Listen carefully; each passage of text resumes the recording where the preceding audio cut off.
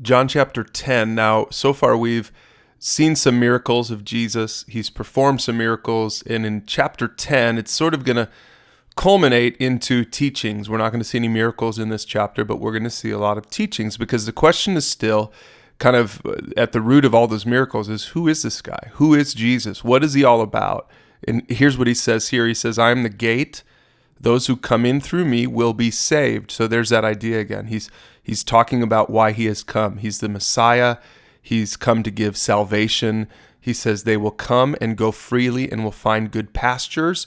And then verse 10, a great verse, he says, the thief's purpose is to steal and kill and destroy. But my purpose is to give people a rich and satisfying life. That's why Jesus came. He came to give a rich and satisfying life, not just to bring religion, not just to establish a church, but to give people a rich and satisfying life. He came for that.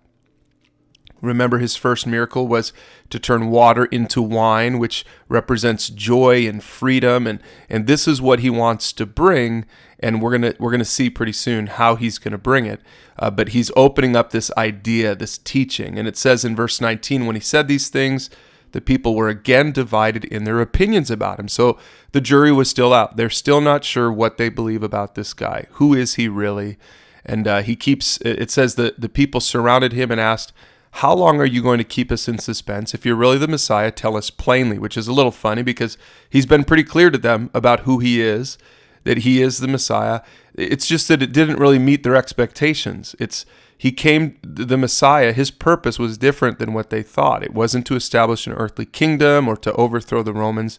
His purpose was to save them. Okay, but it was like there was a veil over their eyes. They couldn't see it. They didn't understand it. So he does some more teaching. You can read this today as you go through this chapter.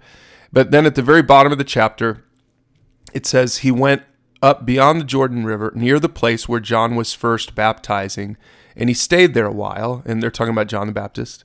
And it says many followed him, and they said, John didn't perform miraculous signs, but everything he said about this man has come true. And then verse 42, and many who were there believed in Jesus. So read John chapter 10 to learn more about the purpose of Jesus on earth, Jesus as the Good Shepherd.